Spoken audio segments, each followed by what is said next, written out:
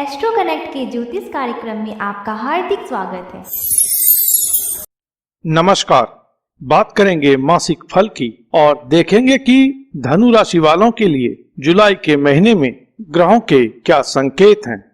जुलाई के महीने में ग्रहराज सूर्य का राशि परिवर्तन 16 जुलाई को हो रहा है और देवगुरु बृहस्पति 30 जून को वक्री गति में धनु राशि में आ चुके हैं। तो सिलसिलेवार ढंग से प्रत्येक ग्रह के संकेतों को समझते हैं कि जुलाई माह पर्यंत इनका किस प्रकार का फल धनु राशि वालों को मिलने वाला है। धनु राशि के स्वामी ग्रह देवगुरु बृहस्पति होते हैं और बृहस्पति का संचार वक्री गति में धनु राशि में हो रहा है, जहां से बृहस्पति धनु राशि वालों के पंचम भाव, सप्तम भाव और भाग्य भाव को दृष्ट करेंगे।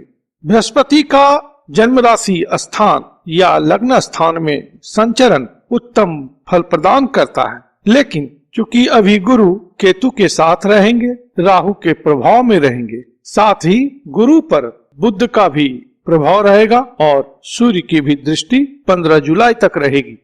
तो बृहस्पति का जो फल है आपके व्यक्तित्व के लिए, आपके स्वास्थ्य के लिए और सुख सुविधा, आराम, घरेलू सुख शांति, इन सभी बातों के लिए या फिर जायदाद के लिए औसत से बढ़िया है। लेकिन कुछ मामलों में इस समय में आपको विलंब का सामना करना पड़ सकता है।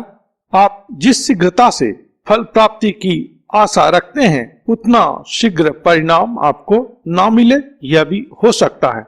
लेकिन यथोचित प्रयास करेंगे तो देर ही सही, लेकिन आपको आशातीत परिणाम अवश्य मिलेगा। बृहस्पति प्रेम, प्यार और विवाह विषयक बातों के लिए धनु राशि वालों को इस माह कोई शुभ संदेश दे सकते हैं।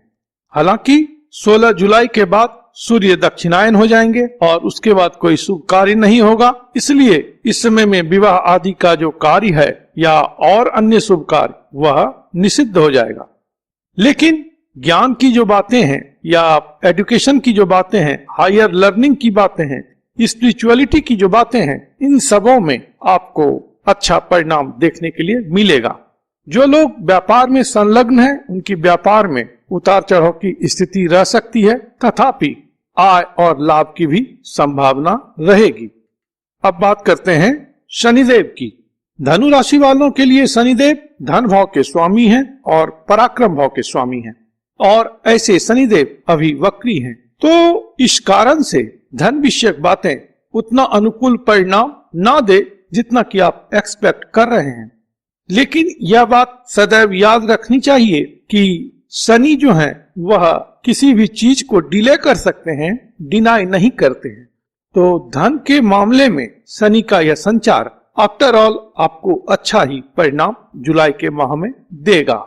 शनि की जो दृष्टि है वह मंगल पर है और मंगल आपके सुख भाव में गमन कर रहे हैं। मंगल का सुख भाव में संचार उतना अच्छा नहीं होता है, खास करके मन की शांति के लिए, डोमेस्टिक हैप्पीनेस के लिए। लेकिन प्रॉपर्टी संबंधित बातों के लिए यहाँ मंगल अच्छा परिणाम देते हैं। तो शनि एवं मंगल का जो प्रभाव आपके चतुर्थ भाव में हो रहा है उससे प्रॉपर्टी विषयक बातें तो अनुकूल परिणाम देंगी, लेकिन माता विषयक बातें और मन के सुख शांति से जुड़ी बातों में थोड़ी आपको असहजता हो सकती है। शनि की दृष्टि आयु भाव पर है और इसके साथ ही आय भाव पर भी है। तो इस समय में स्वास्थ्य को लेकर के आप थोड़ा सा सतर्क रहेंगे। लेकिन अच्छी बात क्या है कि यहाँ पर अकस्मात धन की भी प्राप्ति आपको हो सकती है।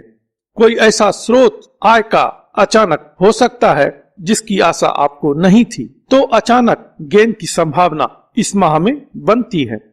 अब बात करते हैं मंगल की। तो धनु राशि वालों के लिए मंगल पंचम भाव के स्वामी हैं, साथ ही व्यय भाव के भी स्वामी हैं और ऐसे मंगल आपके सुख भाव से भ्रमण कर रहे हैं। तो प्रेम, प्यार और संतान विषयक बातों के लिए यह मंगल का जो प्रभाव आपके मन के भाव पर है उतना अनुकूल नहीं है, लेकिन कामकाज विषयक बातों के लिए अच्छा है। काम में अभी आपको पावर, पोस्ट, पोजीशन, अथॉरिटी मिल सकती है। हालांकि इस समय में आपके मन के अंदर कुछ क्रोध भी रहेगा, आपका टेम्परामेंट कुछ बढ़ सकता है। तो इसको आप नियंत्रण रखें और अपने ब्लड प्रेशर को चेक करवाते रहें। माता संबंधित यदि कोई समस्या आती है तो उस पर आप ध्यान दें, क्योंकि मंगल के साथ साथ शनि की भी दृष्टि आपके माता भाव पर है, जिस कारण से माता को कुछ परेशानी हो सकती है।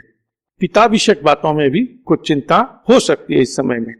अब बात करते हैं शुक्र की। शुक्र धनु राशि वालों के लिए षष्ठ भाव के स्वामी हैं और आय भाव के भी स्वामी हैं, और ऐसे शुक्र जुलाई माह में आपके षष्ठ भाव अर्थात नौकरी भाव में गमन करेंगे।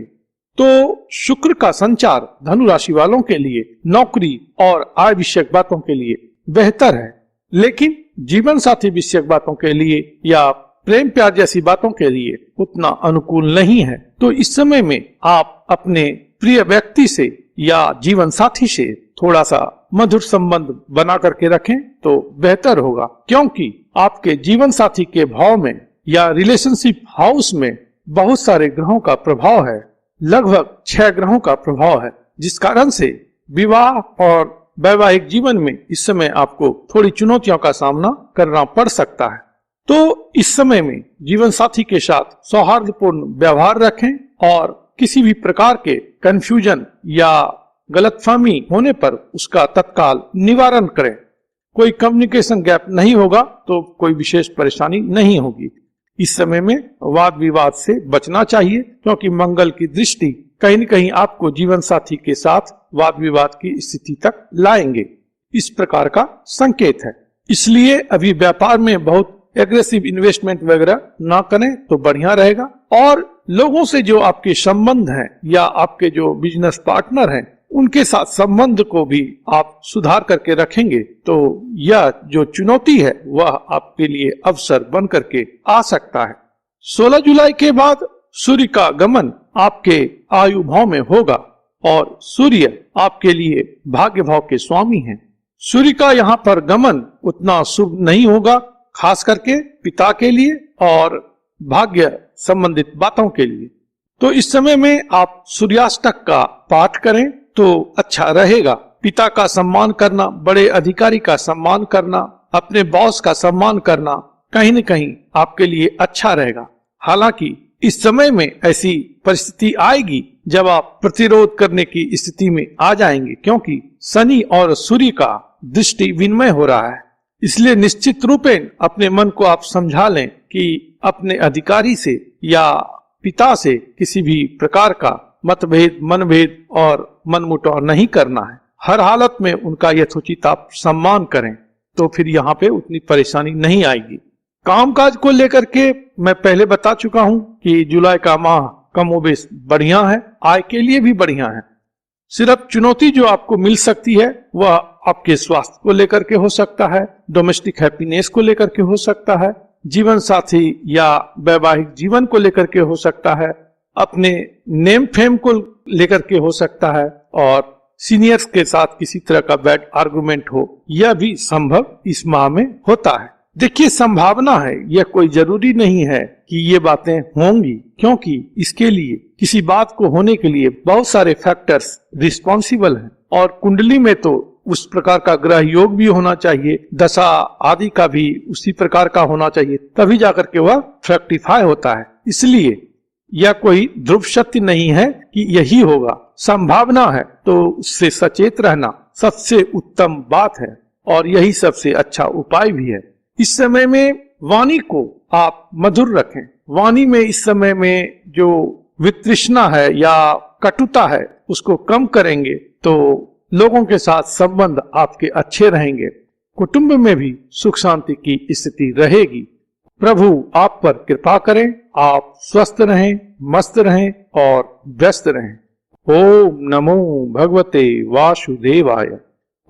अगर आप गुरुजी से पेड एस्ट्रोलॉजी कंसल्टेंसी चाहते हैं तो अपने स्पेसिफिक प्रश्न के साथ साथ अपनी जन्म तिथि, जन्म समय तथा जन्म स्थान का विवरण हमारे इस ईमेल आईडी पर भेज दें। धन्यवाद। Thank you. प्रणाम।